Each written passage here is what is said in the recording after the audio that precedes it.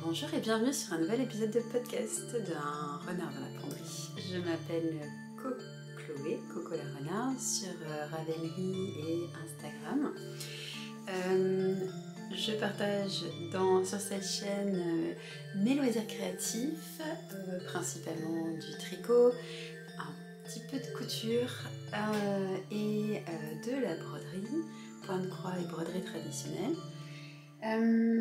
Ça fait longtemps que je suis pas revenue, enfin beaucoup plus longtemps que ce que je pensais. On est déjà mi-mars et j'avais prévu de revenir beaucoup plus vite et notamment de vous proposer deux vidéos, une vidéo sur la colorimétrie et une vidéo sur mes projets pour cette année.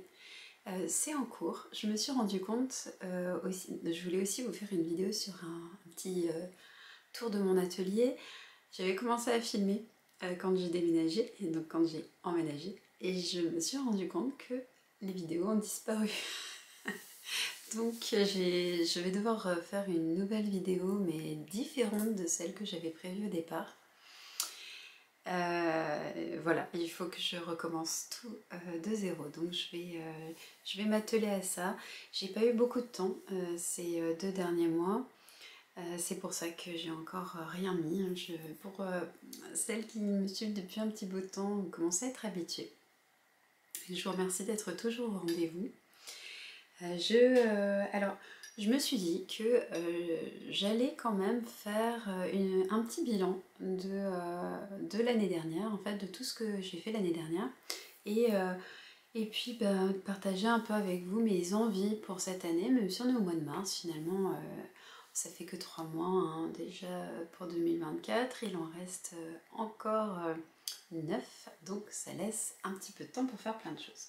Et une fois n'est pas coutume, depuis un petit bout de temps, j'ai mon petit carnet puisque j'en ai profité pour noter un petit peu tout ce que j'avais fait. Alors, j'aime bien mettre tout ça dans Ravelry. Le but c'est pas de faire un concours, c'est pas d'en jeter plein la vue, c'est simplement de faire un petit état des lieux de ce que j'ai fait. Je trouve que c'est pas mal, ça booste un peu ma créativité. Et donc, j'ai regardé tout ce que j'avais tricoté en 2023 et il s'avère que j'ai tricoté 27 projets. Donc évidemment, dans tous ces projets, il y a des pièces un peu conséquentes, mais il y a aussi pas mal d'accessoires, ce qui fait que on peut atteindre ce nombre de projets. Je suis désolée, j'ai la voix qui risque d'être un petit peu instable. J'ai été malade et puis c'est ça. Voilà, il reste des petits séquelles. Alors, pour vous dire un petit peu ce que j'ai tricoté cette année. Donc, sur ces 27 projets, j'ai eu pas mal d'accessoires. Donc, ça représente 10 projets. Parmi ces accessoires, il y avait des mitaines, il y avait peut-être des bérets, voilà, tout ce que je mets dans l'accessoire, c'est plutôt des petits projets, par exemple la Sophie Scarf, les petites mitaines que j'ai pu tricoter pour offrir pour Noël, un béret, voilà, au moins un béret que j'ai tricoté pour moi. J'ai tricoté un gilet, j'ai tricoté 6 pulls adultes, j'ai tricoté 4 projets pour les enfants, j'ai tricoté aussi 2 pulls hommes, ouais, c'est ça. Alors, sur les 2 projets que j'ai tricotés, il y en a un que j'ai défait et que j'ai retricoté, donc c'était mon fameux pull Popeye. J'ai tricoté 4 paires de chaussettes, 2 tops, une peluche et en gros tout ça, donc parmi tout ça il y avait donc un sample donc pour Lolita qui est derrière le Lila Fée. J'avais tricoté un top sorbet. J'ai tricoté 10 projets pour les autres, donc à offrir, bon, soit pour mes enfants, pour mon amoureux, pour mes amis.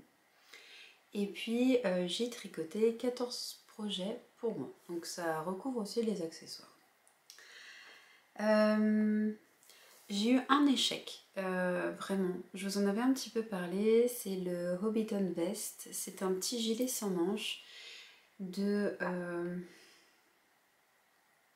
je ne sais plus qui est la designeuse. Je vous remettrai ça peut-être ici, je vais voir. Mais c'était un petit gilet sans manches au point de riz, je crois, sur lequel il fallait remettre devant une sorte de... Il fallait remonter quelques mailles pour faire comme une patte de boutonnage. Et en fait, ce projet, je l'ai tricoté dans des laines d'Arcoiris Yarn à coloris brocéliande, qui est un magnifique vert très foncé. Et en fait, ce projet, je ne l'ai toujours pas fini. Et en fait, il ne me convainc pas. Je sais pas, il faut que je reprenne un peu tout ça. Je vais probablement le détricoter. Le seul frein, c'est la flemme parce que c'est tricoté en fingering et mohair. Donc la perspective de devoir détricoter tout ça avec le mohair qui accroche partout, je ne sais pas si je vais trouver la motivation. N'hésitez pas à me laisser des messages d'encouragement ou des coups de pied aux fesses, comme vous voulez. Mais voilà, ça a été vraiment l'échec de cette année, enfin des projets de cette année. Je ne l'ai jamais porté et donc je ne l'ai jamais fini. Donc ça, c'était vraiment un peu dommage. Les temps forts de l'année dernière, c'était évidemment les salons. Alors pour les personnes que j'ai pu rencontrer dans la vraie vie, ça c'était super.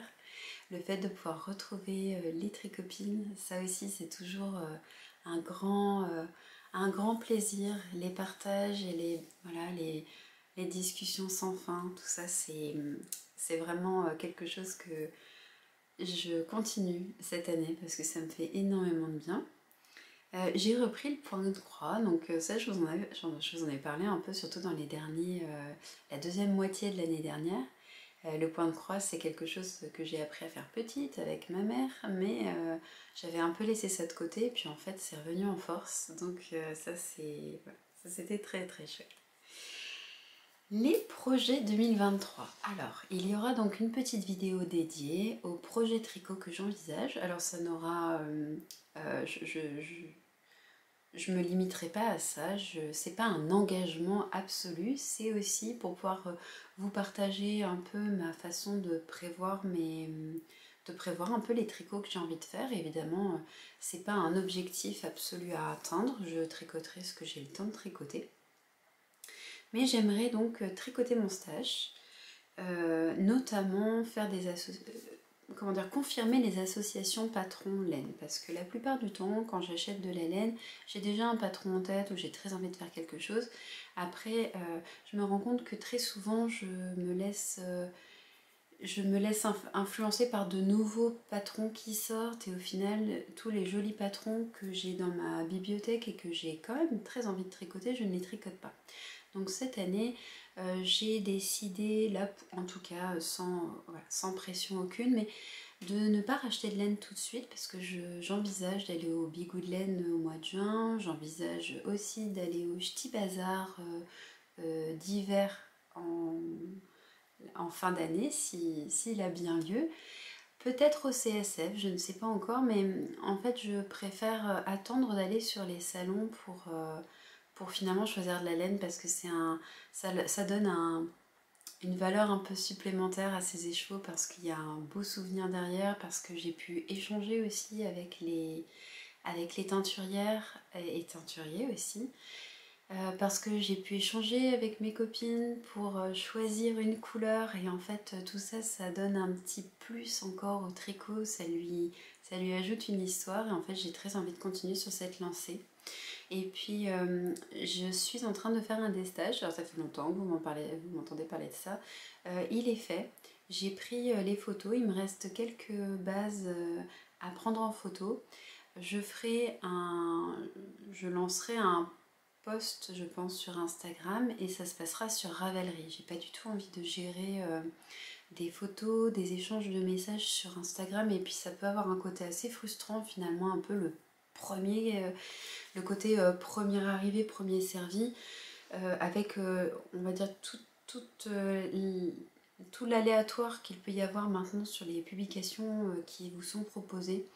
Je trouve ça dommage. Donc en fait, ce que je ferai, c'est que au moment où j'aurai fixé les prix et les conditions, en fait, tu auras juste à m'envoyer un message privé et ça sera plus facile pour moi de suivre parce que ça me permettra de vous demander les informations d'envoi, etc. si ça vous intéresse, hein, bien évidemment, mais en fait ça me permettra de mieux suivre, d'être sûr qu'il n'y ait pas de déception. Et puis pour moi, ça sera moins chronophage parce que voilà, parce que j'aurai toutes les informations au même endroit. Ce destache, il fait suite à une volonté de désencombrer un petit peu mon atelier parce que il y a des choses que j'ai en trop, des choses que j'ai achetées qui finalement ne correspondent pas ne correspondent plus à ce que j'ai envie de faire. Et il y a aussi un peu l'influence de la colorimétrie, hein, je vous en reparlerai puisque je prévois une vidéo sur ça. J'ai écrit un petit peu les grandes lignes parce que j'ai besoin de guider un petit peu sur ce podcast-là. Autant pour venir vous voir aujourd'hui, je ne prépare pas trop à l'avance parce que c'est un peu du tout venant. Pour cette colorimétrie, je voudrais revenir un peu sur justement comment j'y suis arrivée pour que vous compreniez pourquoi ça a de l'importance aujourd'hui. Et c'est pas du tout un phénomène nouveau en fait, mais ça vous permettra de mieux comprendre. Et donc en fait, il y a certaines laines que j'enlève de mon stage parce que non seulement je ne les ai pas tricotées alors qu'elles sont depuis un moment, mais en plus parce que sachant que ce sont des couleurs qui ne me vont pas particulièrement et pour lesquelles j'ai pas un coup de cœur, je préfère m'en séparer pour qu'elles vivent une belle vie de tricot chez quelqu'un d'autre plutôt que de les garder pour le plaisir de la collection. Parce que j'apprécie d'avoir toutes ces belles couleurs quand j'ouvre mon tiroir de laine, mais je trouve ça dommage de les garder et de ne pas s'en servir. Donc voilà, donc ça c'est un projet, c'est vider mon stash en faisant un destage et vider mon stash en tricotant. En tout cas le faire diminuer, parce que j'ai pas, je pourrais pas tout tricoter avant les prochains festivals.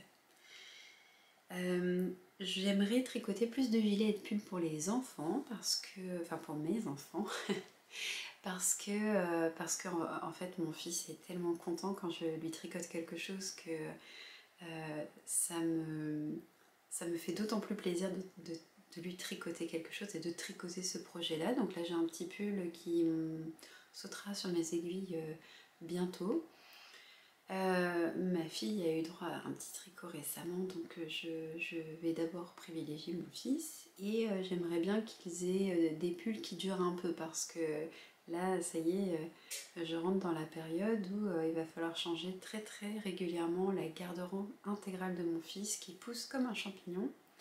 Ma fille un petit peu moins, c'est un peu plus lent, mais voilà. L'avantage des tricots, c'est que à partir d'un certain âge, ce sont des doubles tailles et donc ça durera probablement un petit peu plus longtemps. J'aimerais aussi tricoter des chaussettes parce que j'ai un stock de laine à chaussettes assez conséquent. Et donc j'aimerais pouvoir les utiliser parce qu'en fait je me suis rendu compte que pour tricoter une paire de chaussettes, si je ne tricote que ça en une petite semaine, ça peut être fait. Et je trouve ça très gratifiant, très satisfaisant et surtout c'est l'occasion de faire un joli cadeau. Donc voilà, j'aimerais bien faire ça. Je vais en tricoter pour moi aussi, donc ce sera un petit cadeau de moi à moi pour me réconforter quand il fait un peu froid.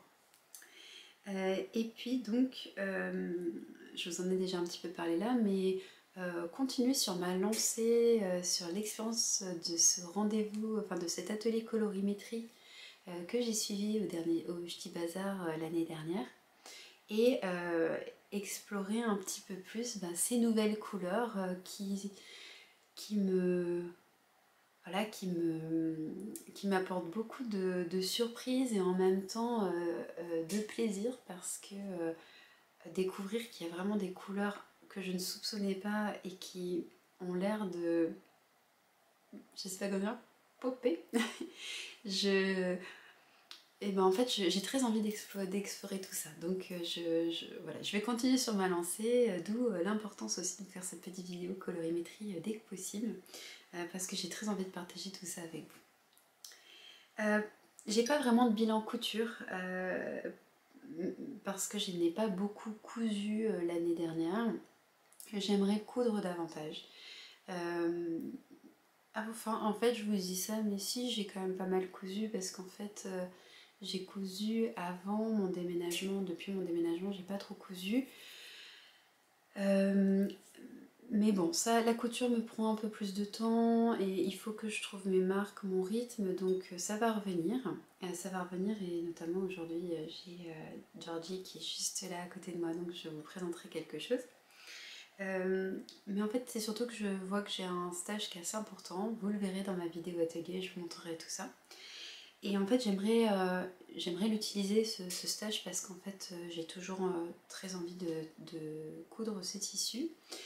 Et en fait, j'ai besoin de blouses. Donc, j'ai plusieurs modèles de blouses là que j'ai mis de côté. Il faut que que je décalque les patrons et puis voilà, que je m'y mette, mais ça prend un peu plus de temps que le tricot puisqu'il faut vraiment que je m'installe dans mon atelier, que je fasse un petit peu de vide, tout ça. Ça s'encombre vite aussi, hein, tout ça.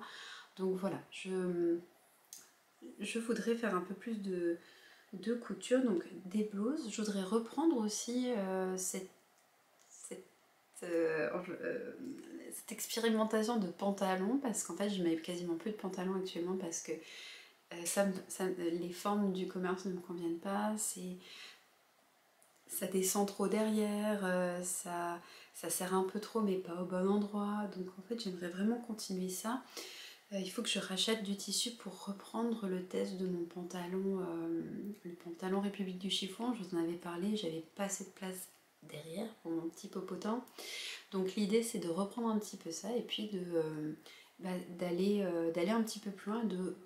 J'aimerais aussi me refaire un autre pantalon que j'avais déjà fait mais qui n'avait pas ces ajustements, qui allait à peu près, mais en fait maintenant j'ai vraiment envie comment dire, d'ajuster ces patrons là pour qu'ils soient le plus saillants possible et confortables. Voilà. Et puis pareil, utiliser les patrons que j'ai déjà parce qu'en fait j'ai pas mal de patrons, des patrons qui me plaisent toujours autant. Bah, l'idée c'est de les mettre à profit. Alors, mes envies pour 2024, donc là je vous en ai déjà donné un petit peu, mais l'idée c'est d'aller aussi un petit peu au-delà du tricot et de la couture. Donc j'aimerais vraiment continuer le point de croix. J'ai réfléchi à plein de choses parce qu'en fait, comme je vous disais, le point de croix c'est sympa, mais en fait au bout d'un moment, je vais pas faire que des cadres, déjà parce que j'ai pas beaucoup de cadres chez moi, parce que je suis en location, j'ai toujours un petit peu toujours un peu de scrupule à essayer d'accrocher quelque chose sur le mur parce que j'ai eu des expériences avec des propriétaires qui étaient assez négatives. Et donc c'est vrai que j'ai toujours un petit peu de mal à faire ça, donc je réfléchis à d'autres choses, je vous en parlerai au fur et à mesure. J'aimerais aussi refaire de la vannerie, et ça c'est déjà fait parce que j'ai quelque chose à vous montrer tout à l'heure. Et puis tricoter des petites peluches, ça j'avais beaucoup aimé, et pareil, ça c'est quelque chose que j'avais fixé au mois de janvier, et j'ai continué sur ma lancée, donc je vais avoir quelque chose à vous montrer tout à l'heure. J'aimerais aussi, tout au long de cette année, avoir un petit projet particulier qui est préparer un calendrier de l'Avent pour mes enfants. Mais j'ai pas mal réfléchi à ça et j'en parlais avec des copines il n'y a pas longtemps. C'est le fait de... J'aime beaucoup les calendriers de l'Avent, même pour moi, parce que ce petit côté, une petite surprise par jour, c'est chouette. Autant quand on est adulte, ça peut faire sens parce que ça fait un petit cadeau pendant tout le mois de décembre et en général à partir d'un certain âge, les cadeaux, on fait des plus petits cadeaux, on a besoin de beaucoup moins de choses. Donc ça me paraît pas mal, ça fait un petit Noël qui s'étire. En revanche, pour les enfants, j'ai un peu une autre approche parce que mes enfants sont petits, ils sont très gâtés à Noël parce qu'ils ont des oncles, des tantes, des grands-parents. Et nous aussi, avec mon mari, nous aimons leur prévoir des petits cadeaux. On est toujours trop contente de les voir ouvrir les paquets. Et je pense qu'il y a un petit côté nostalgique aussi où on se reprojette sur nos Noëls d'enfance. Euh, et, euh, et en fait, on vit un peu cet instant d'ouverture des cadeaux par procuration. Moi, j'ai toujours un peu ce souvenir d'enfant où je retrouve les sensations quand je vois mes enfants ouvrir les paquets. Et en fait, j'ai une autre réflexion qui est un peu plus pragmatique, c'est qu'il y a quand même beaucoup de cadeaux. Et le fait d'avoir un calendrier de l'Avent avec des petits cadeaux dedans, et ben finalement, je me dis que ça fait beaucoup de cadeaux finalement sur une période un peu courte. Donc là, j'avais envie de faire un petit peu différemment. Alors l'année dernière, ils avaient juste eu un calendrier de l'Avent avec des petits chocolats et c'était très bien. Je pense qu'ils auront un petit calendrier comme ça aussi parce que c'est une petite gourmandise. Mais j'aimerais bien leur faire un petit calendrier de l'Avent avec des petites décorations de Noël et des petites choses en fait. Alors, je ne sais plus si je vous avais montré, j'avais trouvé un calendrier de l'Avent avec des petites décorations à faire en feutrine. Et en fait, je n'en ai fait que 3 sur les 24. Et j'aimerais bien, là, tout au long de l'année, faire des petites décorations de temps en temps, les mettre dans un petit sac ou une petite pochette pour le calendrier de l'Avent. Et fin novembre, quand on se rapprochera de cette période de l'Avent, remplir un calendrier avec toutes ces petites choses. L'idée, ce sera de pouvoir les accrocher au fil des jours dans le sapin. Et je trouve que ça c'est plutôt sympa parce que j'aime bien fabriquer de nouvelles décorations pour Noël, mais en général je m'y mets qu'au mois de décembre parce que je suis vraiment dans l'effervescence de la préparation des fêtes. C'est un temps qui est très important pour moi, celui-ci. Et donc en fait je me dis que si je le fais un petit peu au long de l'année, alors je ne vais pas m'engager à en faire un par semaine, je vais probablement en faire plusieurs d'affilée. À un moment je serai plus disponible ou en faire un par-ci par-là. Mais en fait, voilà, j'aimerais faire ça. Et puis j'aimerais peut-être, juste pour les dimanches de l'Avent, euh, mettre peut-être un petit... quelque chose d'un peu plus gros qui ne serait pas une décoration. Et j'ai très envie de tricoter les petites peluches de Dot Pebbles. Mimi, c'est pour toi ça. De Claire Garland. En fait, c'est une créatrice, je vous en ai déjà parlé ici parce que j'ai tricoté le petit canton l'année dernière qui est un de ses modèles. Et elle a fait les personnages du livre pour enfants Du vent dans les saules. C'est un roman anglais, enfin un roman de littérature anglaise, et dans lequel, si vous ne connaissez pas, il y a 4 personnages principaux. Crapaud, rat, taupe et blaireau. Et en fait, c'est un petit conte dans lequel Crapaud est une espèce de personnalité un peu farfelue, un aristocrate voilà, qui crame tout, hein, clairement. En gros, dès qu'il a une nouvelle passion, il devient complètement, ça devient obsessionnel chez lui. Et en fait, il a 3 amis qui sont donc Rat, Taupe et Blaireau qui essayent de le ramener à la raison. Et donc, il arrive plein d'aventures. Et c'est un roman que j'aime beaucoup. Et en fait, j'aimerais beaucoup tricoter les 4 personnages et peut-être les mettre dans le calendrier de l'Avent pour qu'on puisse commencer à lire l'histoire avec mes enfants, avec les petits personnages. Je trouverais ça plutôt sympa. Donc voilà, ça serait le projet calendrier de l'Avent. On arrive à peu près au bout de cette petite période de blabla. J'ai un dernier sujet que je voudrais aborder avec vous avant de rentrer vraiment dans le vif du sujet, c'est le concours que j'aimerais vous proposer. Bon, le thé commence à être vraiment très froid malgré le fait que j'essaie de le boire au fur et à mesure. Alors, je vous en ai déjà parlé, j'ai un peu hésité, je vous ai posé des questions, vous m'avez laissé des petits messages pour me donner des idées. Et en fait, je pense que ça y est, j'ai trouvé, j'ai trouvé ce que je voulais vous proposer pour ce concours. Donc, pour fêter les 2000 abonnés de cette chaîne, plutôt, et pour vous remercier d'être au rendez-vous, pour vous remercier pour les échanges qu'on peut avoir au fil des épisodes pour les échanges que je peux avoir aussi avec certaines d'entre vous par message, lors de salons. En fait, je vous propose de me laisser un petit message sous cet épisode et de me dire quel est le loisir créatif qui vous apporte le plus de joie en ce moment. Et je tirerai au sort parmi toutes les réponses. Et ce que je vous propose également, c'est je ne vais pas annoncer les lots que je prévois pour ça, parce qu'en fait, ce que j'aimerais faire, c'est vous composer un petit colis en fonction de vos loisirs principaux, parce que je ne vais pas préparer d'emblée des choses plutôt orientées broderie ou couture si vous êtes principalement intéressé par le tricot ou inversement. Donc en fait je vous propose qu'on échange un petit peu, d'échanger un peu avec la gagnante, peut-être gagnant s'il y en a,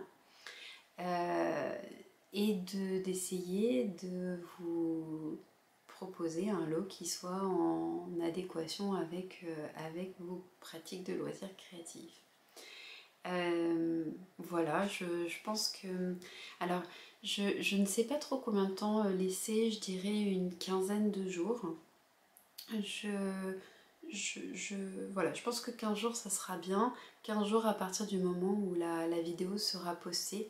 Je ferai peut-être un petit short sur YouTube pour ouvrir les hostilités, on va dire, et puis pour prévenir quand on arrivera au bout du délai. Comme ça permettra peut-être aux personnes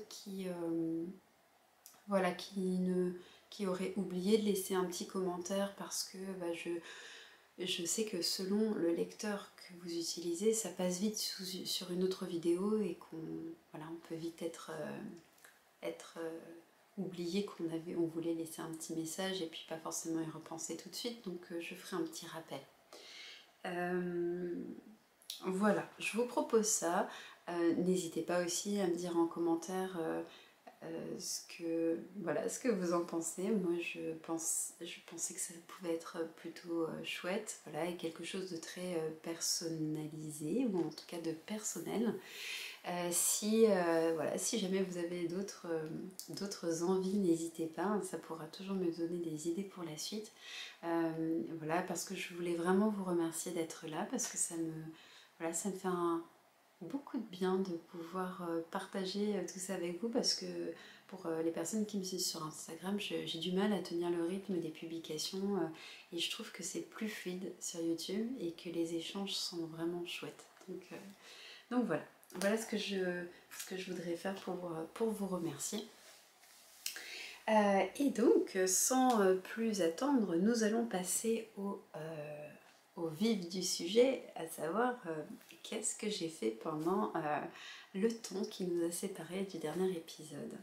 Alors, je vais en profiter maintenant que j'y pense pour vous dire ce que je porte. Donc là, je porte mon gilet Raguenes de E Longa avec Anna, que j'ai tricoté il y a un petit moment. Je vais me lever pour que vous voyez. C'est un gilet un peu long avec un petit motif ajouré en bas. Je porte ça avec un t-shirt et une jupe en jean qui viennent du commerce.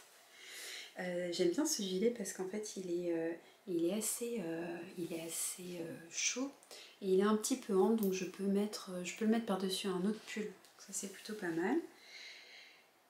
Et donc il était tricoté en... je crois que j'avais utilisé de la onion avec de l'ortie, de la laine, c'était un mélange ortie-laine, et de la crème que j'avais acheté chez Lily comme tout. Alors, par quoi je vais commencer? J'ai très envie de commencer par la broderie. Alors, je ressors mes deux pochettes. Parce que j'ai deux projets à vous montrer. Je vais commencer par les oiseaux. Je vous en ai déjà parlé à plusieurs reprises. Donc c'est un triptyque avec des oiseaux. Ça commence avec le printemps, non, avec l'été, et ça finit avec l'hiver. Donc on a été, automne et hiver. Je vous en ai déjà un petit peu parlé, mais pour les personnes qui arriveraient sur cet épisode, je vous avais déjà montré l'été, que j'ai fini un petit bout de temps, et j'ai fini l'automne, il y a quelques semaines. Et donc, j'ai commencé l'hiver.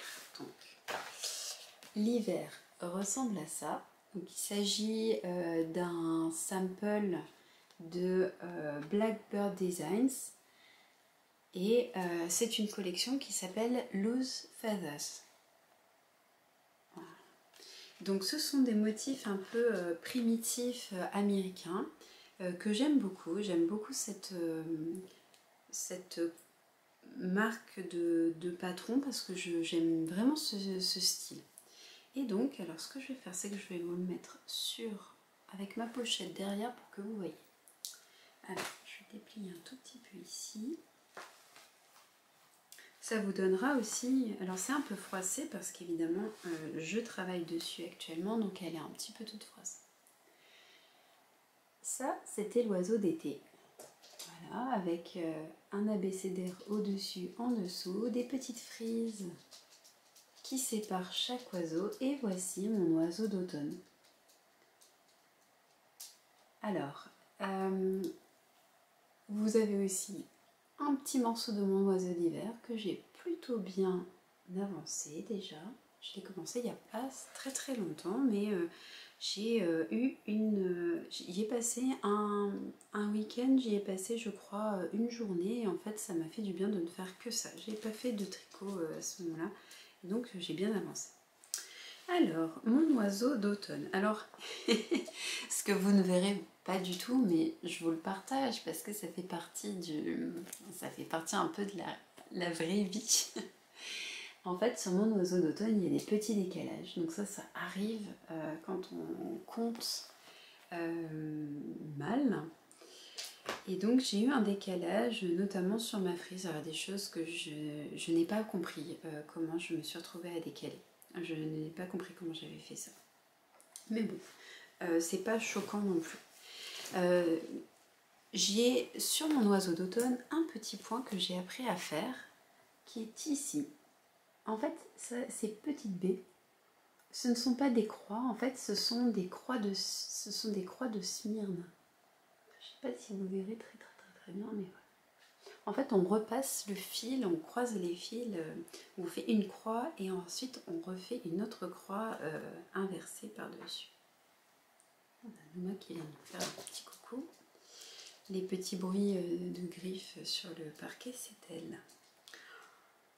Donc j'ai eu un petit décalage, notamment sur la maison. Donc il y a des petits motifs que je n'ai pas fait parce qu'en fait ça se télescopait avec d'autres.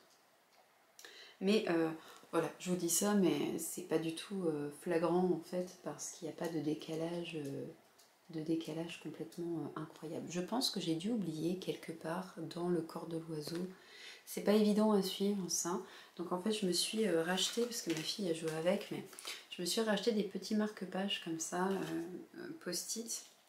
Alors outre ma passion pour les post-it, en fait ça c'est bien pratique parce que ça me permet de pouvoir le laisser à côté d'une ligne de la grille. Et ça m'évite de me perdre dans le compte des croix. Donc je me suis racheté ça, j'ai pas encore ouvert le paquet parce que je l'ai acheté il n'y a pas longtemps et j'ai brodé avant de racheter ça. Donc voici mon oiseau d'hiver. Alors au départ j'avais l'intention de faire vraiment un oiseau par saison. Et donc vous voyez que là on est quasiment au printemps, en tout cas on y sera bientôt, et que j'ai pas encore tout à fait, enfin j'ai à peine commencé mon oiseau d'hiver. C'est pas grave, ça me permettait d'avoir aussi un objectif pour éviter d'avoir que ça traîne trop en longueur, parce qu'en fait j'ai pour projet de faire de ce panneau un coussin que j'aimerais poser sur le canapé sur lequel je suis assise, qui est un canapé alors je vais ouvrir au chat. Donc j'ai projet de faire un coussin avec ce beau point de croix, et j'aimerais pouvoir en profiter, bientôt. Voilà, donc pour les fils, j'utilise, ça fait un petit peu de bruit, voilà. Alors, j'utilise un joli garde-fil de bleu de toile, qui est très printanier avec un petit oiseau. Donc c'est un anneau sur lequel je peux passer les petites cartonnettes avec les fils, hein, je vous avais déjà montré ça. C'est très pratique, j'en ai quelques-uns maintenant et je suis très contente d'en avoir parce que là ça me permet de faire ma sélection de fils, de pouvoir changer aussi un peu avec les saisons. Ça c'est vraiment pas indispensable mais ça fait partie aussi un peu du plaisir. Pour les fils, j'utilise les fils recommandés par le patron parce que quand j'ai acheté ces grilles, cette toile, en fait je les ai pris sur un site qui s'appelle Casa Cenina, qui se trouve en Italie et qui propose, et ça je trouve que c'est très pratique, lorsqu'on achète la grille de certains patrons, je crois que c'est pas le cas pour tous mais il y en a quand même quelques-uns, qui propose en fait la liste de toutes les fournitures, donc en fait on peut tout cocher et ça c'est plutôt pas mal quand on commence et que on sait pas forcément trop encore comment rechercher tout ça, c'est plutôt chouette. Et donc là il s'agit de fils de la marque Classic Colorworks et de la marque The Gentle Art, qui sont des fils teints à la main, ou en tout cas des fils teints de façon encore artisanale, qui sont un petit peu dispendieux, on ne va pas se le cacher, mais qui sont très beaux puisqu'ils sont un petit peu nuancés. Donc on a aussi des personnes qui font ça très bien en France, hein. Il y a par exemple un petit fil boutique, Fabi, qui fait ça. J'ai pas eu l'occasion, j'ai découvert qu'elle qu'elle teintait, pardon, qu'elle teintait des fils, qu'elle faisait de la teinture, hein, on va se citer là, qu'elle faisait de la teinture sur fil à broder. Mais après avoir commandé ça, donc la prochaine fois, maintenant que j'y vois un peu plus clair dans les coloris, je pense que je la contacterai directement parce que voilà, ce sera peut-être déjà ça permettra à une créatrice locale de travailler, et puis après ça me permettra de lui demander si elle a des équivalents de couleurs pour avoir quelque chose de nuancé, parce que ce qu'il faut savoir c'est que les fils teints à la main, c'est comme pour la laine, ça peut être très uniforme, mais ça peut être aussi très nuancé, et en fait quand c'est nuancé ça donne un autre relief au motif brodé. Voici l'avancée donc de mon triptyque d'oiseaux. Et je vous avais parlé, je pense, d'un autre projet que je ne vous ai pas montré du tout, parce qu'il me semble que la dernière fois que j'ai tourné un épisode, j'allais me lancer sur ce projet. Donc je l'ai mis dans cette petite pochette. Je vois qu'il y a du chocolat dessus. Voilà. Je crois qu'il y a des enfants qui vivent ici. Et donc il s'agit d'un kit que j'ai commandé chez The Stitchery, qui était sur le thème de Noël et plus particulièrement sur les 12 jours de Noël. Donc ça, je vous avais parlé de la petite chanson de Noël, etc. Donc si vous voulez retrouver un peu la genèse, vous pouvez aller regarder mon épisode précédent où je vous le détaillais un petit peu.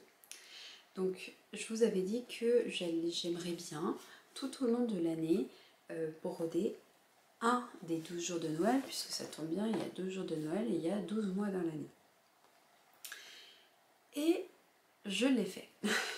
Je l'ai fait, c'est-à-dire donc j'ai suivi la comptine. Je commence par le premier jour de Noël, et donc le premier jour de Noël est la perdrix dans un poirier. Donc vous voyez là avec l'échelle de ma main que c'est minuscule, c'est très très très fin. Donc c'est brodé avec un seul fil sur la plupart des motifs, hein, notamment sur l'oiseau. Je vais essayer d'approcher pour que vous voyez vraiment, c'est très très détaillé. Alors je me suis trompée sur la couleur de l'aile de la perdrix. C'est pas grave, hein, en tout cas ça ira très bien. Alors qu'est-ce que je peux vous en dire? Donc là c'est très chouette, hein, c'est du... Alors pour les points, je vais reprendre un tout petit peu quand même le modèle parce que j'ai quelquefois un petit doute sur les noms, mais en gros on a du passé plat empiétant. Donc ça c'est le point qu'on peut apercevoir notamment sur le ventre ici, hein. Donc en gros ce sont des points qui vont un petit peu s'imbriquer les uns dans les autres pour faire quelque chose d'uniforme. Ensuite on a du point de tige, je crois, pour la branche ici. Donc vous voyez qu'en fait là on a un petit point, ça a l'air de faire un petit relief. Sur les poires en fait on brode dans un sens en dessous et dans l'autre sens au-dessus, donc ça leur donne un petit relief. Je pense que voilà, ça sera pas très très flagrant mais ça se voit un petit peu comme ça.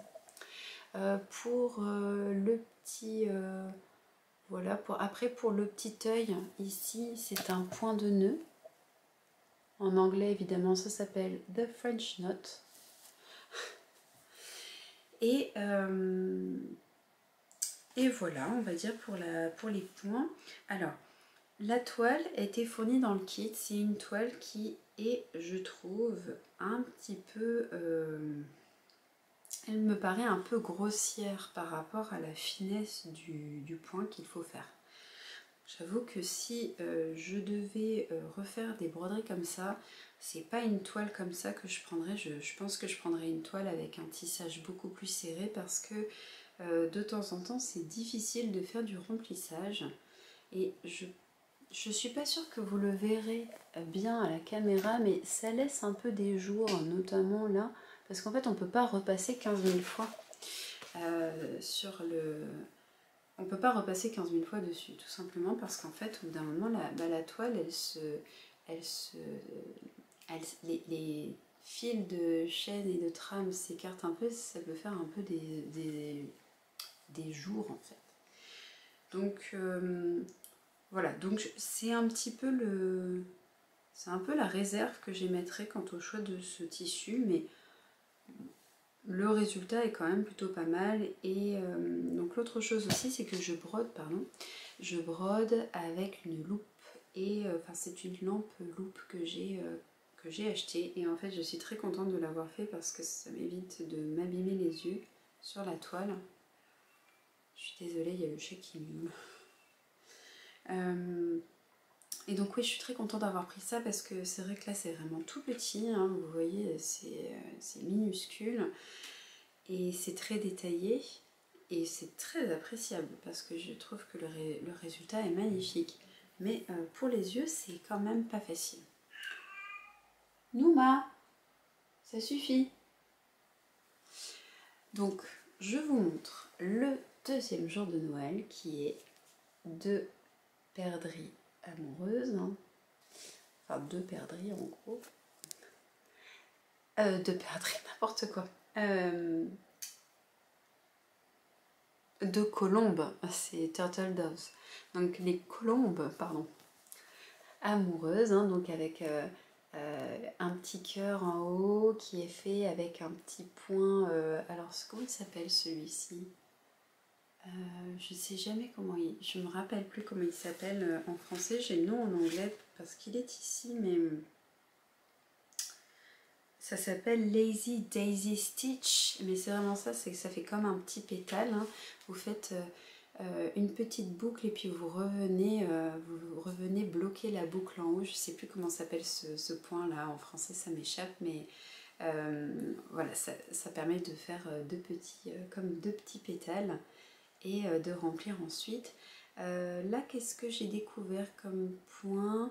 Alors, il y a un point, je crois que je n'avais encore jamais fait. C'était le split stitch, donc je ne sais pas, je sais plus comment il s'appelle en français, mais en fait c'est assez intéressant parce que on fait un point lancé et en fait on revient prendre au milieu des deux fils, puisque là c'est brodé avec deux fils, et en fait ça fait ce petit effet un peu tressé au milieu, c'est très joli. Voilà, donc là vous pouvez voir aussi un petit point de nœud pour faire les yeux. Voilà.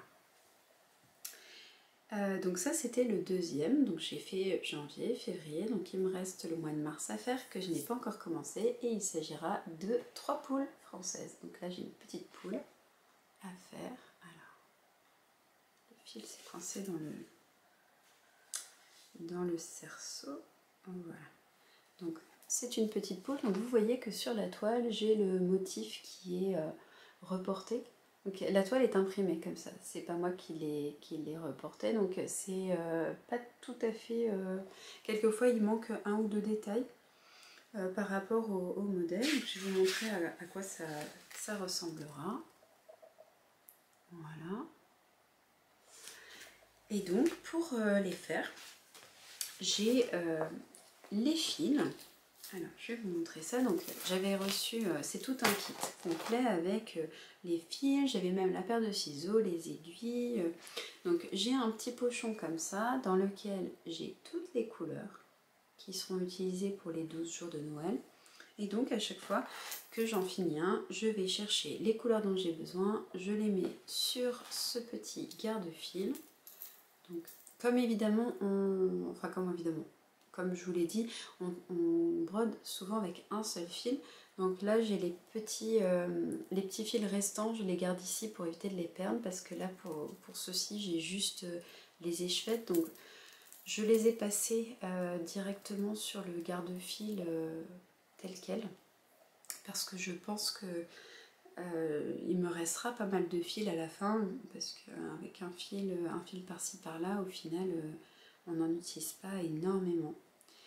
Donc c'est encore un petit garde-fil de bleu de toile. Alors celui-ci c'était Noël. Alors pareil, j'ai choisi celui de Noël parce que c'est un projet pour Noël. Je vais y arriver, voilà.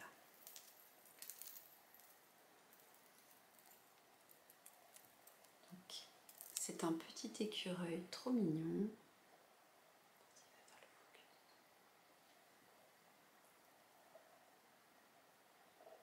Très très jolie illustration avec une petite pendeloque, avec des petites perles, on dirait une petite branche avec des petites baies de givre ou quelque chose comme ça. Voilà, donc je mets les fils et puis après dès que j'ai fini je change. Donc voilà, ça me permet de ne pas chercher trop longtemps et puis ça me permet de les avoir vraiment sous la main, que ça s'emberlificote pas trop. Voilà pour la broderie. Donc en ce moment j'ai un projet de point de croix et un projet de broderie traditionnelle. Je vous ai pas reparlé de mon sale, donc mon stitch along avec mon amie Elise, parce que pour l'instant il est en pause. En fait ce que j'aimerais faire c'est finir mon oiseau et si tout va bien le finir d'ici quelques semaines et pouvoir reprendre ce projet de fraise qui était un projet estival hein, qu'on avait commencé l'année dernière, et j'aimerais bien le reprendre avec Elise comme projet d'été, en tout cas printemps-été.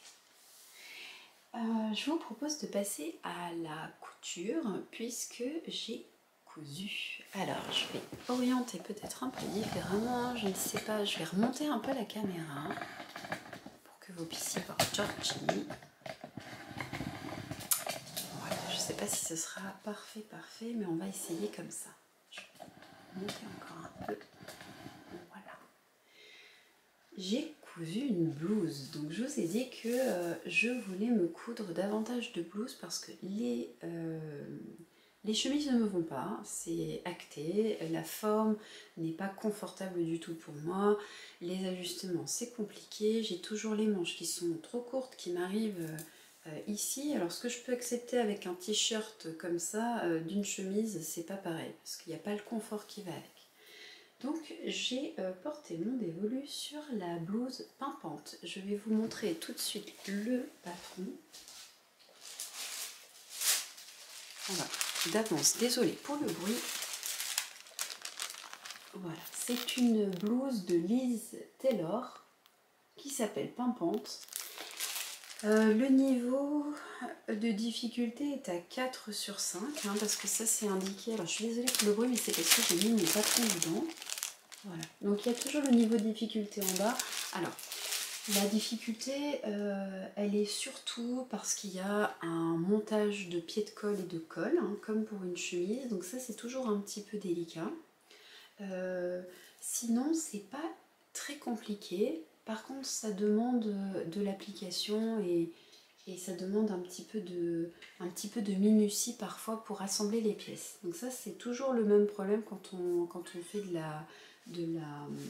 la couture de chemise. Parce que là, je vous ai dit que c'est une blouse, mais il y a beaucoup d'éléments qu'on retrouve sur une chemise. On a donc une patte de boutonnage, il y a le pied de colle et le col à monter. Donc ça, c'est vraiment très caractéristique des chemises. C'est donc la première fois que je cousais ce patron. Pour les tailles, j'ai pris la taille 38 parce que c'est celle qui correspondait à mon tour de poitrine. Il s'avère qu'elle correspond aussi à mon tour de taille, donc là ça n'a pas d'importance particulière puisque comme vous pouvez le voir, il y a une aisance positive sur cette blouse, elle est plutôt ample. J'ai donc utilisé le tissu Nino. Je suis désolée, c'est le chat qui veut rentrer. Ce chat, non mais vraiment. Pour le tissu, j'ai utilisé 1,40 m de tissu. C'est la longueur qui est recommandée du 34 au 38. Au-delà, il faudra prévoir 1,90 m puisque vous avez un petit peu d'aisance, hein, je vous en reparlerai après, mais ici on a des petits plis, donc ça demande un petit peu de largeur quand même de tissu. J'ai acheté donc le tissu Nino chez Liz Taylor, c'est ce joli petit tissu avec les chats, je vous l'avais déjà montré puisque j'ai fait une jupe. Alors je n'ai pas encore essayé la jupe avec le chemisier. Je ne suis pas sûre que ça soit joli parce que la jupe que j'ai faite c'est la jupe Lisette qui a comme un petit donc qui est élastiquée, qui a comme une finition un peu paper bag sur la taille. Je suis pas sûre que ça soit très heureux en termes de rendu, mais je regarderai ce que ça donne, sait-on jamais, pour un petit côté un peu robe, mais voilà, je suis pas très sûre. Donc c'est une viscose, elle est vraiment très agréable à coudre. Pour la coudre, il est recommandé d'utiliser une aiguille microfibre, hein, donc une aiguille très fine pour éviter que ça tire les fils, et très pointue pour éviter que ça tire les fils de trame et que vous retrouviez avec une sorte d'échelle, hein, en tout cas le motif qui soit un peu abîmé. Et j'ai pris aussi donc des petits boutons, toujours de chez Liz Taylor, que je vous montrerai un peu plus en détail après. Dans les patrons de couture de Liz Taylor, il y a aussi des vidéos, des tutoriels vidéo qui sont disponibles. Je ne suis pas allée les voir, donc je ne sais pas du tout ce que ça vaut. Je crois que c'est plutôt apprécié et bien fait, mais j'ai pas eu besoin d'aller les voir parce que j'ai trouvé que le livret était vraiment très bien expliqué. C'est un livret qui est bilingue, donc on a français d'un côté, anglais de l'autre. Les explications sont claires, il y a des petits schémas complémentaires, on va dire, pour pouvoir comprendre vraiment les étapes de montage, qui ne m'ont pas posé de problème particulier. Je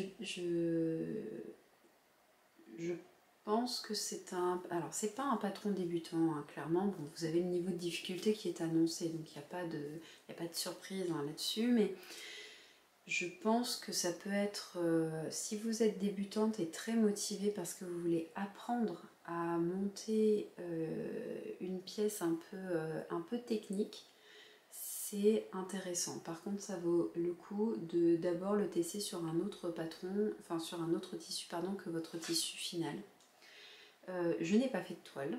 J'ai directement fait la blouse dans le tissu parce que parce que j'ai déjà cousu d'autres chemises, donc je sais que de toute façon il va falloir que je fasse un certain nombre d'ajustements. Alors je vais vous expliquer ce que j'ai fait. Je vais en profiter pour vous montrer le dos. Donc au dos, vous voyez qu'il y a un petit jeu de plis avec une découpe sur le haut du dos. Cette découpe, comme pour tous les patrons de haut que je fais, j'ai fait un ajustement dos large. Donc pour celles qui découvriraient ma chaîne avec cette vidéo, je suis obligée de modifier les patrons en haut parce qu'en fait mon tour de poitrine correspond à un 88, mais en réalité en termes d'aisance j'ai besoin d'un petit peu plus de tissu dans le dos que devant.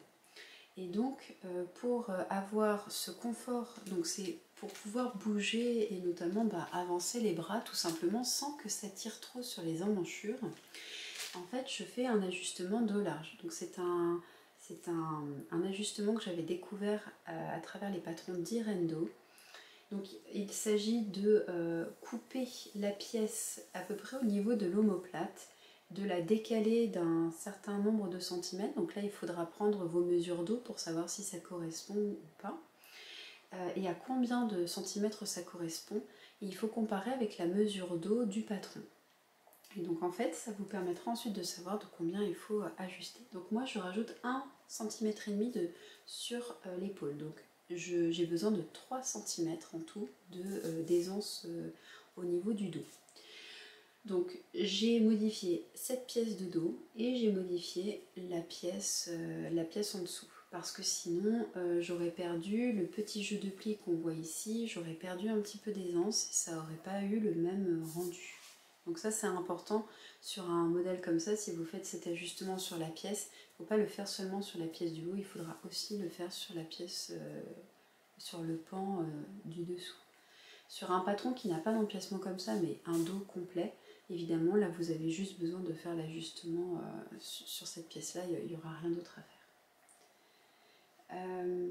Alors, j'ai beaucoup aimé coudre ce patron, je l'ai fait en plusieurs fois et il s'est passé un peu de temps entre le moment où j'ai monté une grosse partie du corps et le moment où j'ai pu finir les manches.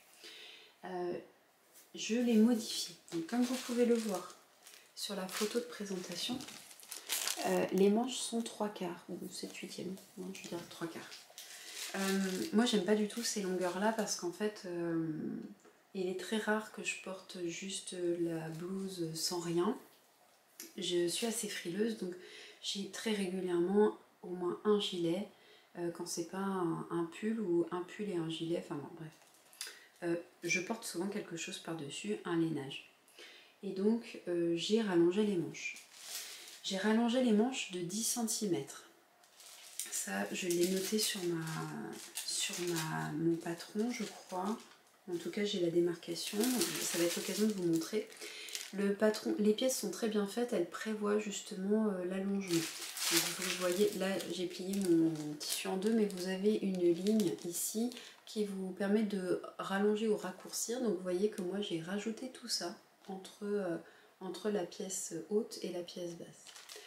J'aurais pu ajouter encore quelques centimètres. Quand j'ai essayé la blouse pour la première fois, la manche m'arrivait ici, malgré l'augmentation de 10 cm. Donc en fait, vous verrez que sur ma version, le poignet est un peu plus long. Je vais vous rapprocher pour que vous voyez ça. Donc normalement, le poignet ne fait à peu près ça. Cette petite bande de poignet fait ça. Cette largeur là, donc je dirais 3-4 cm. Donc vous voyez que moi je l'ai beaucoup rallongé. Alors en fait c'est parce que je n'avais pas suffisamment de tissu pour refaire intégralement la manche, et en fait je savais que ce serait très joli de rallonger comme ça, parce que moi j'aime bien les poignets un petit peu larges, surtout que la manche est plutôt bouffante, comme vous pouvez le voir, il y a une amplitude sur la manche. qui permet d'avoir un petit côté un peu rétro avec ce poignet de manche. J'ai également réduit un peu la largeur du poignet de manche. Je pense que j'ai enlevé 4 cm par rapport à la largeur indiquée dans le patron. Parce que la largeur indiquée dans le patron, elle est censée vous permettre d'avoir le côté fort, enfin, d'arriver à peu près à l'endroit le plus fort de l'avant-bras, c'est-à-dire ici. Et moi, comme ça arrive là, où le poignet est plus fin, je voulais pas avoir un poignet qui baille, donc je l'ai un petit peu réduit. Ce que j'ai beaucoup aimé dans ce patron, c'est la jolie découpe que vous voyez devant. Alors, ça a l'air d'être un peu de travers, c'est parce que Georgie n'est pas tout à fait faite comme moi, hein, en tout cas comme une vraie personne. Je vais remonter un tout petit peu pour que vous puissiez voir correctement. Voilà. Donc, ici, vous avez un joli empiècement en V avec un jeu de plis. Et puis ensuite, vous avez la patte de boutonnage. Alors, vous pourrez voir ici que je n'ai pas fait la dernière boutonnière et que c'est un beau bazar. C'est parce que ma machine a eu du mal à gérer l'épaisseur ici qu'il y a. Donc, le col, voilà. Et donc, je vais vous montrer le col. Alors, il est à l'envers, enfin le motif est à l'envers, je me suis rendu compte après, donc ça c'est un peu le raté, c'est coup de pas de bol. Vous voyez que le petit chat est à l'envers à l'intérieur. On dira que ça fait son charme, que c'est le charme du fait main. Donc le col est thermocollé pour avoir un peu de tenue, et donc là je vous disais que la boutonnière est pas terrible. Vous pouvez le voir, je ne l'ai même pas ouverte. Donc il va falloir que j'enlève le tissu ici, parce qu'en fait là il y a les marges de couture qui sont à l'intérieur et qui créent une surépaisseur, et ma machine a eu du mal à le gérer. Donc j'ai quand même cousu le bouton en face, donc c'est l'occasion de vous montrer ces très jolis boutons. Voilà, donc c'est doré, bleu marine sur le fond avec une petite fleur, des petites feuilles dessus. Voilà, donc j'ai commandé ces boutons chez Liz Taylor également. Voilà, donc le pied de col est thermocollé, le col lui-même, je ne pense pas. La patte de boutonnage est thermocollée aussi pour avoir un petit peu de tenue. Voilà. Sur l'envers, je vous montre à l'envers. J'ai surfilé à la surjeteuse mes coutures, hein, vous pouvez le voir ici, ça permet d'avoir un rendu propre. Voilà, j'ai fait la même chose. Alors j'ai encore des petits fils qui se baladent à droite à gauche. Voilà, vous voyez, c'est surjeté ici. Voilà, ici. Voilà, j'ai fini les petites coutures à la main à l'intérieur. J'ai préféré faire ça plutôt que de surpiquer, de prendre le risque de ne pas piquer les deux épaisseurs en même temps. Voilà. Qu'est-ce que j'ai fait d'autre aussi? Donc j'ai cousu les boutons, j'ai fait les boutonnières avec la machine, j'ai un mode boutonnière automatique. Voilà, je l'ai déjà essayé. Je vais me remettre à hauteur. Voilà. Voilà. Je l'ai déjà essayé, je ne l'ai pas encore portée, mais elle me va très bien. Il faut que je trouve une pièce avec laquelle l'associer. Ce ne sera pas un pantalon pour l'instant parce que je n'ai plus de pantalon vraiment adapté, en tout cas dans ces couleurs. Je voulais refaire une jupe chardon et je pense que ça sera parfait avec cette petite chemisette là. En couture, j'ai également fait autre chose. J'ai cédé à la mode de la banane, et en fait c'est le tissu qui m'a un peu fait craquer, et parce que je prévois avec mon mari de partir en voyage pour fêter nos 11 ans de mariage, et donc en fait je voulais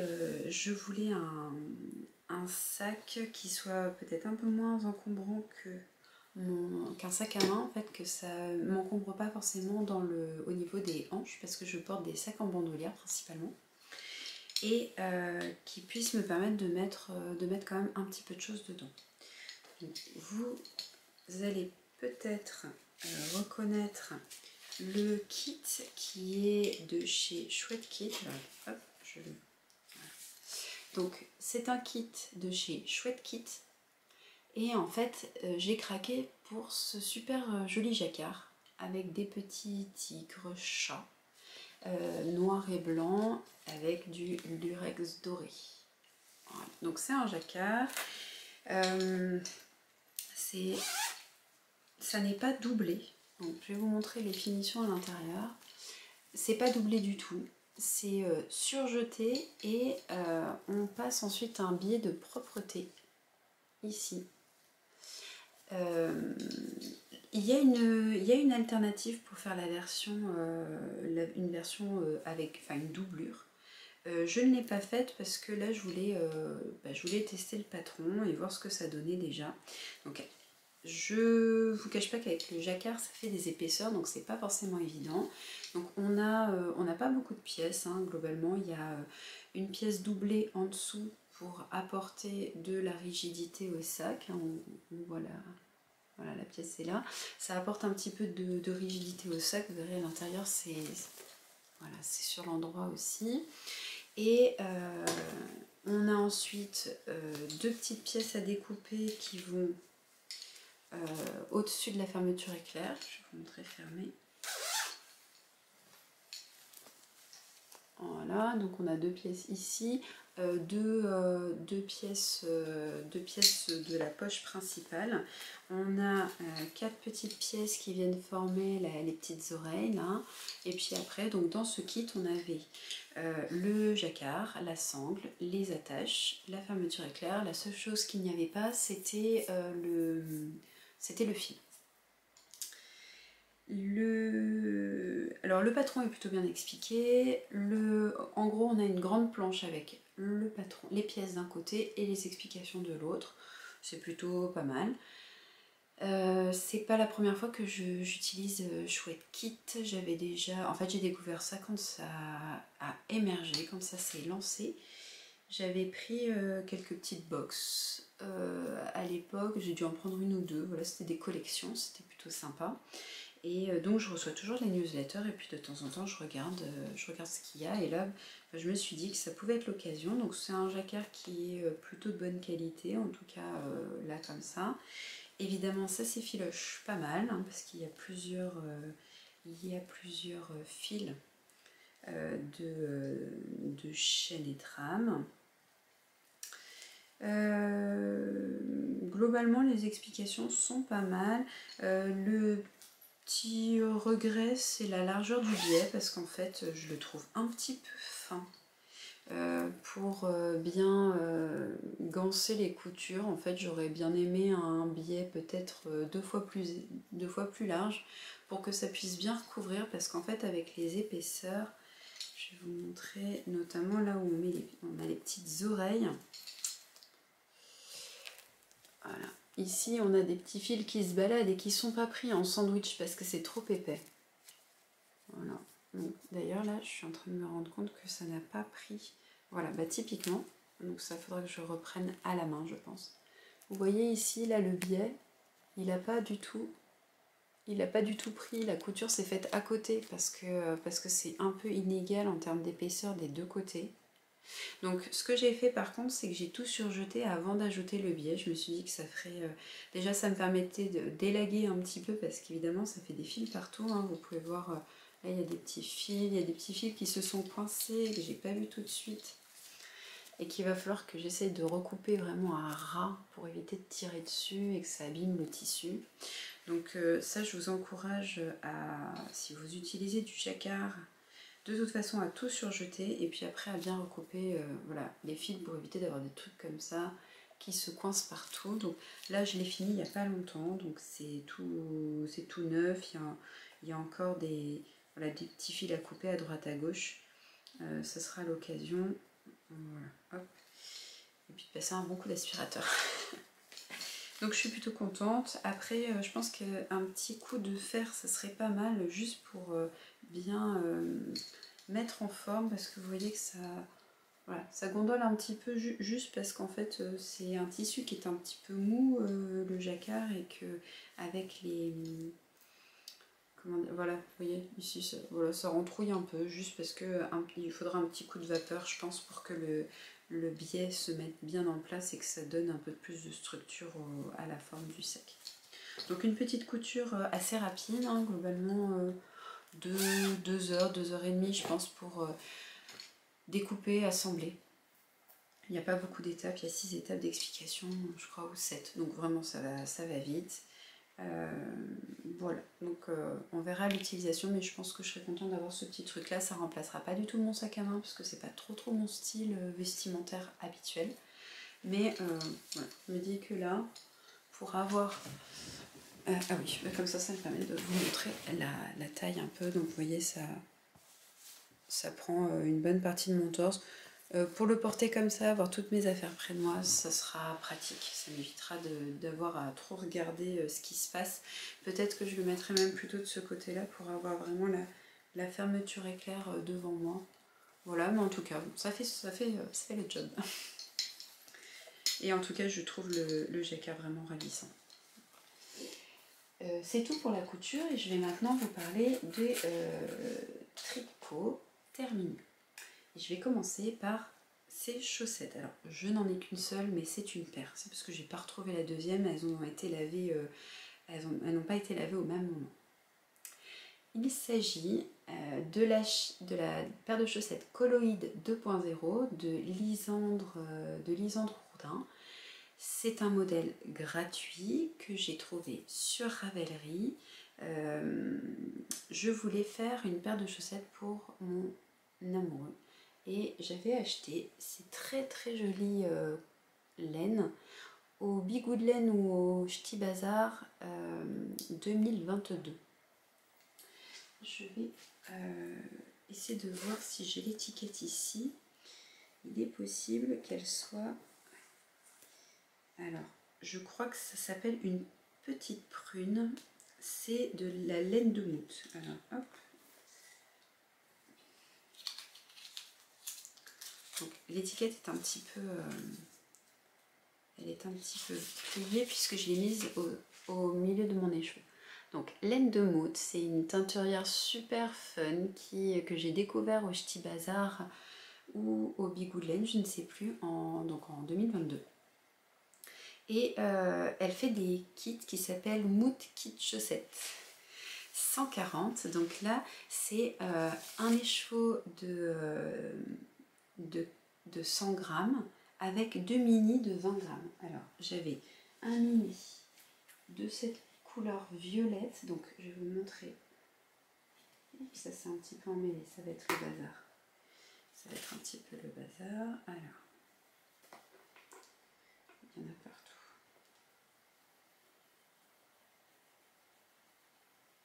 Voilà. Alors, le coloris principal, c'est celui-ci. Donc, ce kit s'appelle « Vous reprendrez bien une petite prune ». Arnaud adore le bleu comme ça. Donc, quand je lui ai montré, il me dit « Ah, c'est tout à fait mes couleurs, j'aime beaucoup, franchement, c'est super ». Je ne savais pas s'il parlait aussi du violet ou pas, mais alors le violet me dit oh oui, bah, pourquoi pas, mais voilà, il parlait vraiment du bleu, ce bleu un peu nuancé. Ça ressemble un petit peu au coloris terre et mer que je vous ai déjà montré, mais là on n'a pas les speckles un peu marron, on est vraiment que sur des teintes de bleu, de bleu, gris et bleu. Moi j'adore le violet, je trouvais que le contrastant violet comme ça était vraiment magnifique avec le bleu. Et il y avait également un autre mini qui était plutôt gris. Donc c'est un gris même un petit peu chaud, comme ça. Et donc, je trouvais que le violet était plus sympa. En fait, je trouvais qu'il ressortait mieux avec ce bleu plutôt que ça. Mais en même temps, c'est quand même très joli. C'est juste que voilà, moi j'avais une préférence pour cet ensemble-là. Et comme il me reste ça de mon écheveau principal et que j'ai encore un mini, et bien en fait je vais faire une deuxième paire de chaussettes comme ça. Donc cette chaussette Coloïd, en fait, sa particularité c'est d'avoir un petit jeu de texture qui forme des côtes. On a des côtes 1-1 torse en haut, donc je les ai commencées de la cheville vers la pointe. Une fois n'est pas coutume, je les ai tricotées l'une après l'autre. On a un talon renforcé, donc elles ont été portées déjà. Vous voyez que ça c'est un petit peu feutré là. Voilà, donc ça me dérange pas du tout hein, que ça ait un peu bougé, parce que c'est un peu le but aussi, c'est que ça soit utilisé. Donc vous voyez que la laine se tient très très bien, parce qu'elle a été portée dans des baskets et bah, elle bouloche pas, elle est très très douce, c'est une belle découverte. Je suis très très contente d'avoir pris ça, je suis très contente de les avoir tricotés, parce que ça veut dire que je vais pouvoir peut-être prendre quelque chose chez Laine de Mout au prochain festival.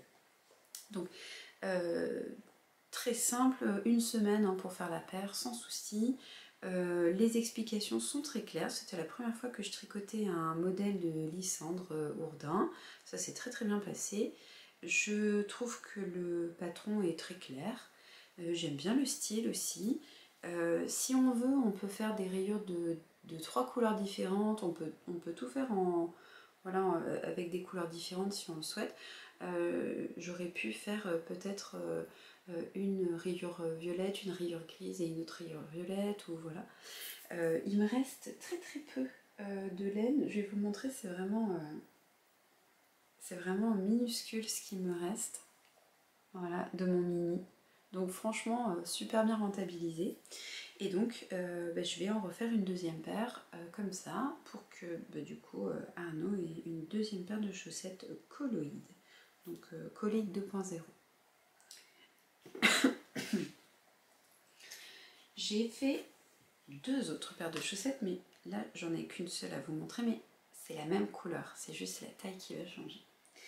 J'avais dit à mon fils que je lui tricoterais des chaussettes, parce que ça faisait très longtemps que j'avais rien tricoté pour lui. Pardon.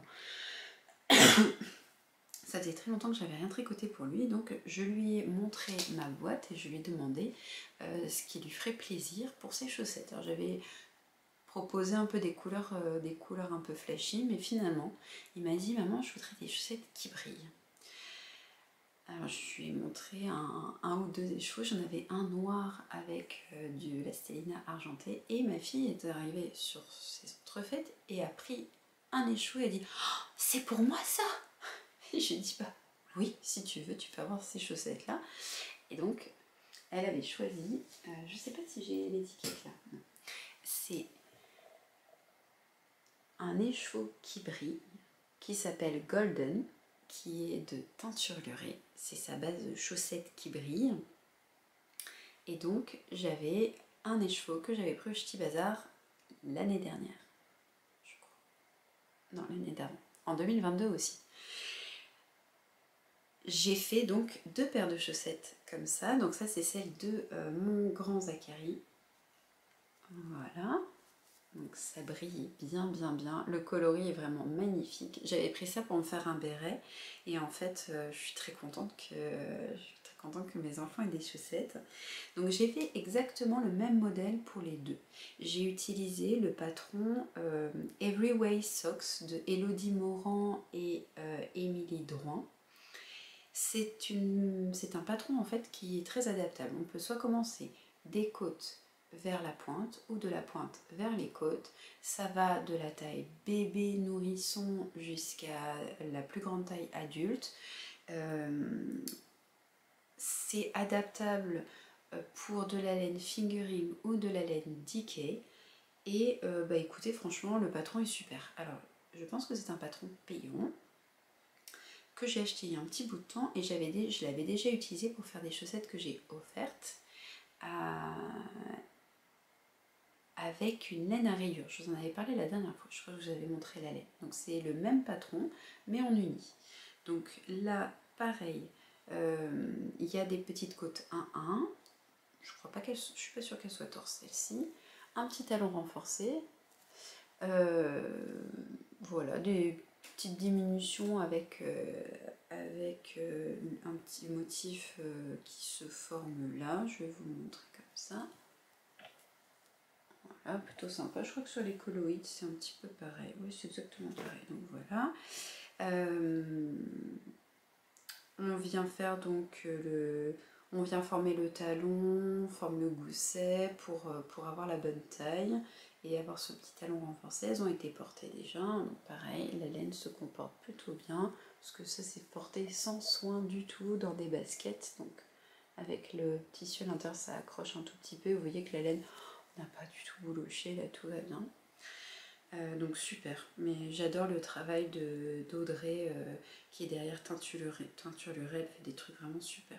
Je pense que ça a été un petit peu taché par de la terre ici, mais voilà, en gros ce sont des chaussettes qui vont bien vivre et qui seront bien utiles. J'ai fait la même paire donc pour ma fille en plus petit, donc vous avez des tableaux de taille, j'ai pris les mesures des pieds de mes enfants avant et franchement au niveau du fit ça va très très bien.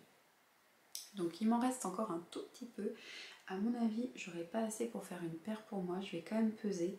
Mais je pourrais peut-être faire une petite paire de sockets avec un contrastant. C'est tout à fait envisageable. Donc je garde ça de côté. Je pourrais pas le finir complètement, mais pas tout de suite. Je pourrais pas faire une paire entière avec ça, mais en tout cas, je vais trouver de quoi le terminer. En proche et terminé encore, j'ai un petit gilet dont je vous avais pas parlé la dernière fois parce qu'en fait il était encore en test. Il s'agit du gilet gaufrette de Loli la Fée, mais la taille mini. Donc il y avait le 7 bébé et maintenant elle a grandi le panel de taille pour les enfants. Et donc j'ai tricoté ça pour mon Asilis.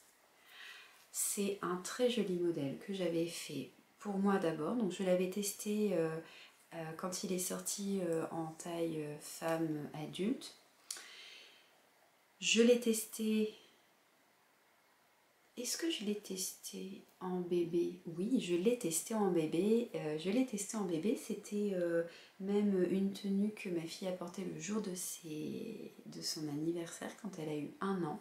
Donc ça, j'ai des photos sur Insta, je pense. Et donc j'ai refait le modèle en 4 ans. C'est un petit gilet avec un motif de damier, hein, enfin de, comment on appelle ça, oui, de damier. S'il y a l'autre nom, s'il y a un autre nom, il ne me revient pas tout de suite, mais on a un joli raglan avec petites mailles, des petites mailles, elles sont pas glissées. Sont pas glissées, mais des jolies petites mailles qui viennent former le raglan devant, derrière. On a ce joli petit point texturé en croisillon. La patte de boutonnage se tricote en même temps que le reste du corps, ça c'est top. Moi, plus ça va et plus je trouve ça bien d'avoir enfin, plus j'aime en fait avoir la patte de boutonnage en même temps parce que j'aime pas trop remonter les mailles pour former la patte de boutonnage parce que j'ai souvent du mal à rabattre les mailles et avoir quelque chose de suffisamment souple. Donc voilà.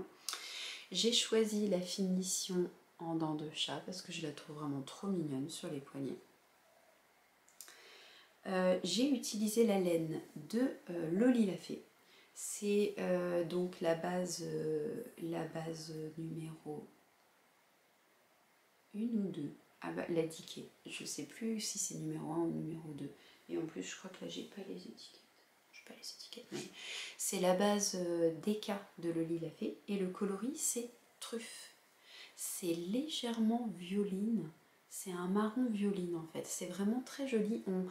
En fait, il est assez subtil, ce coloris, et je le trouve vraiment très très beau. Voilà, donc très automnal comme petite couleur. Pour les boutons, ce sont aussi des boutons Loli la Fée qui m'ont été offerts par Lolita et je l'en remercie parce qu'ils sont vraiment très très chouettes. Ça va parfaitement avec la couleur de la laine. Ce sont les petits boutons bottines, le plus grand diamètre.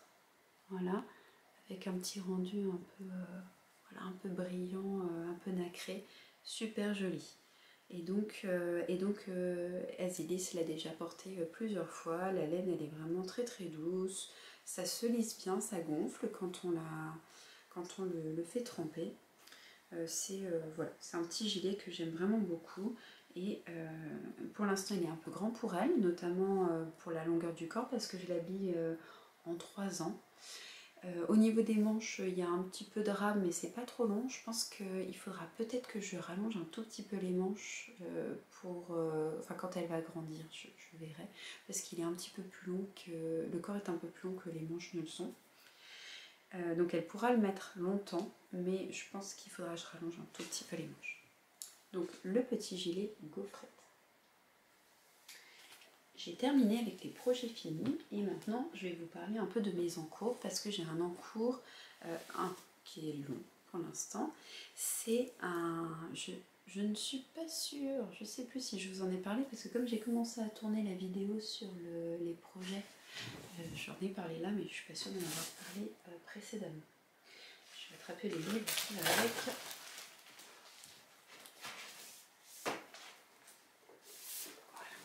Donc c'est un modèle qui est tiré du livre Douceur d'hiver, 12 sœurs d'hiver, donc qui est un livre de Lolita, de Loli Lafay, qui est sorti l'hiver dernier. Et donc je vais vous montrer le modèle que je suis en train de tricoter. Voilà. Il s'agit du gilet cardamome ici. Alors pour la petite histoire, ça fait un moment que je cherche, que je réfléchis plutôt, parce que chercher ça c'était pas trop un souci, que je réfléchis à me faire une robe de chambre. Donc là tout de suite vous imaginez la robe de chambre des années 80, le truc en pilou-pilou, tout ça. Sauf qu'en fait moi ce que j'entends par robe de chambre c'est plutôt la longueur en fait, donc ça serait un gilet long, mais vraiment long. C'est-à-dire que j'aimerais un gilet qui m'arrive à mi-mollet, voire même un peu plus bas, voilà, vraiment le bas de la... à ouais, vraiment mi-mollet, voire un peu plus bas. J'hésitais entre plusieurs modèles et comme j'ai envie d'utiliser les patrons que j'ai déjà et de pas forcément en racheter de nouveaux, j'ai jeté mon dévolu donc, sur ce gilet cardamome parce qu'il a les caractéristiques finalement que je recherchais dans une robe de chambre. Donc là je vais vous montrer les photos pour que vous puissiez voir donc, ce que ça donne porter, puisque le dessin technique c'est bien. Voilà, ça c'est devant et le dos est comme ça. Je vois pour aligner. Voilà. Donc en fait vous voyez qu'il arrive à peu près au-dessus, allez, à mi-cuisse. Et moi donc j'aimerais qu'il arrive beaucoup plus bas. C'est un gilet très, voilà, un petit peu ample, très doudou, avec une ceinture qui est tricotée en jersey double. Et il y a de très jolis détails, il y a un très joli détail de poignet et il y a une très jolie petite poche aussi. Je sais pas encore si j'allais la faire, mais je pense que je vais la faire quand même parce qu'elle a un petit point de texture et très jolie. Donc voilà ce que je veux faire et voilà où j'en suis. Alors, je vais essayer de ne pas tout perdre et de ne pas tout emmerlificoter. Donc nous en sommes là. Actuellement, il m'arrive à peu près à mi-cuisse. J'ai laissé en attente pour l'instant parce que j'ai fini une pelote de fil principal et j'en ai profité pour commencer à tricoter les manches. Parce que je ne sais pas si je vais avoir assez de fil ou pas. Donc ma première manche est là. Voilà. Donc on voit effectivement le petit détail du dos, donc je vais vous montrer. Voilà, on voit c'est ce petit détail là qui va arriver derrière l'épaule, qui fait un joli petit arrondi là. Donc on commence par monter la bande d'encolure et puis on vient former le dos, le devant et la bande d'encolure est tricotée en même temps que le reste du corps. Je vais vous montrer le face. Voilà. Donc là, ce sont les augmentations. Il y a encore des marqueurs partout. C'est le bazar. Voilà. Et je me demande si je vais pas faire deux poches et si je vais pas les faire un tout petit peu plus grandes que prévu. Je vais voir ça. Je vais voir un petit peu comment je fais ça, mais je ferai ça vraiment à la fin. pour la laine, qu'est-ce que j'utilise? J'ai vu le patron et le, comment dire,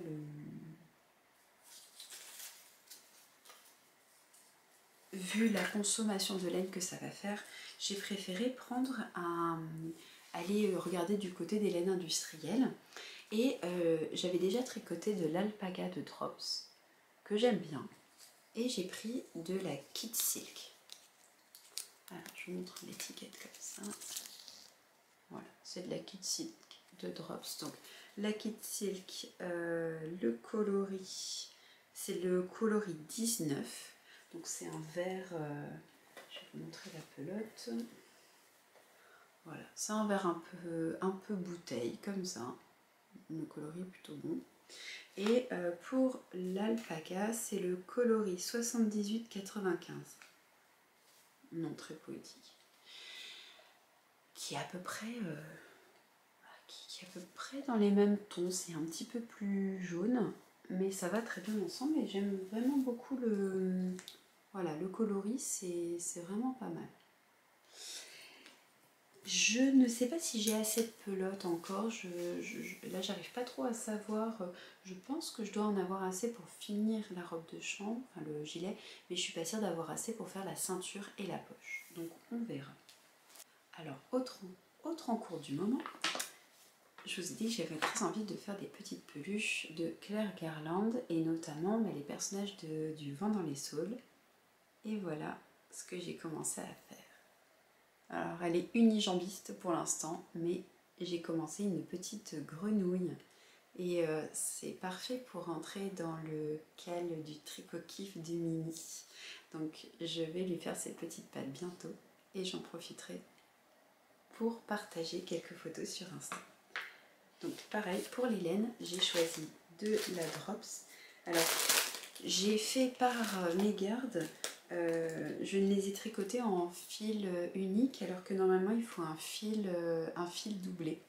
Donc j'ai pris de la Drops Alpaca de ce coloris là qui est un peu plus vert que celui que j'utilise pour ma robe de chambre et du blanc comme ça.